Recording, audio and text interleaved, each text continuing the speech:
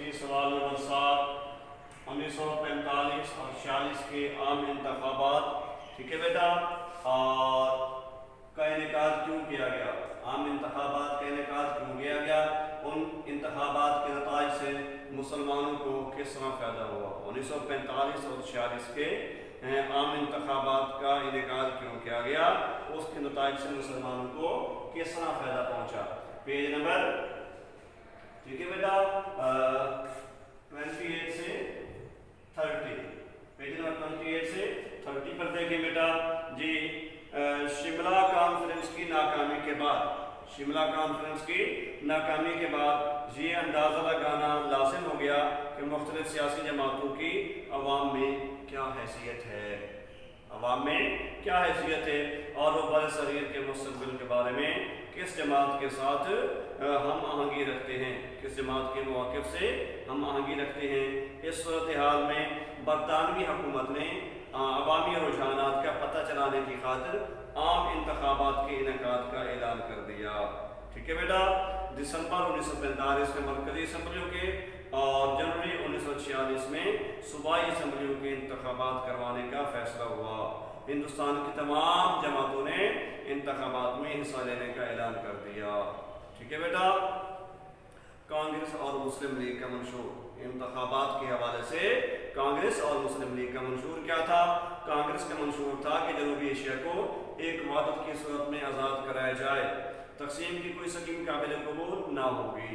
کانگریس کا دعویٰ تھا کہ بر صغیر میں رہنے والے تمام گروہوں اور فرقوں کی نمائندہ جماعت ہے، اور مسلمان بھی کانگریس کے نقطہ نظر سے ہم آہنگ ہیں، ٹھیک ہے بیٹا۔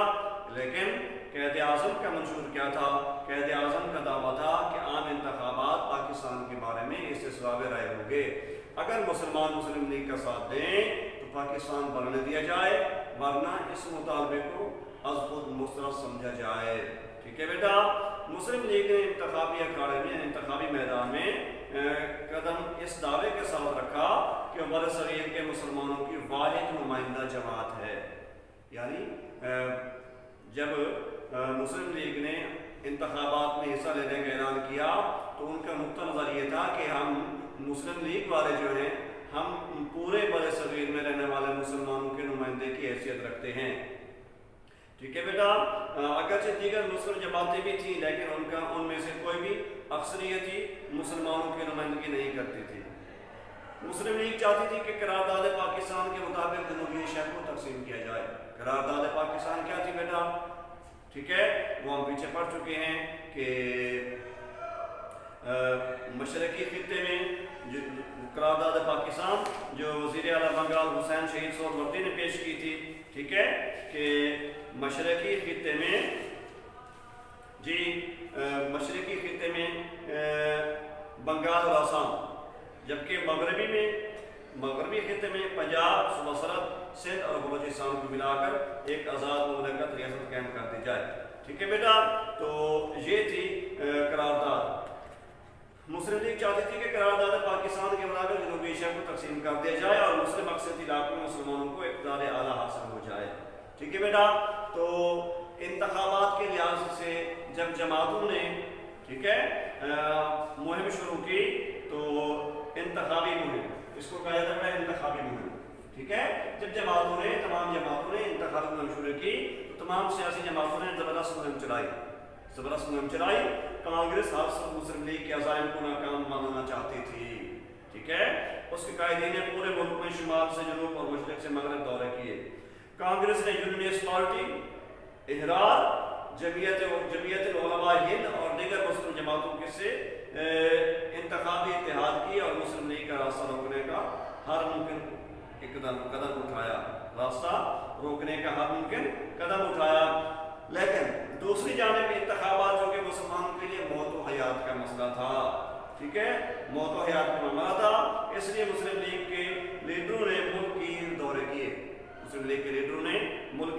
کیے۔ قائد اعظم نے اپنی خرابی حیثیت کے باوجود طوفانی دورے کر کے مسلمانوں کو وقت کی ضرورت سے آگاہ کیا۔ مسلم لیگ تیزی سے مقبولیت حاصل کرنے لگی۔ بہت سے مسلمان رہنما اپنی جماعتوں سے قطر تعلق ہو کر یعنی چھوڑ کر اپنی جماعتوں کو چھوڑ کر مسلم لیگ میں شامل ہو گئے۔ قائد اعظم نے اپنے جلسوں میں کھلا کانگریس کو چیلنج کیا کہ انتخابات مسلم لیگ پاکستان کے بارے میں اپنے مطالبے کو سچا ثابت کرے گی اور مسلمانان برصغیر پاکستان تخلیق کر کے ہی دم لیں گے۔ عوام نے زبردست جذبات کا اظہار کیا۔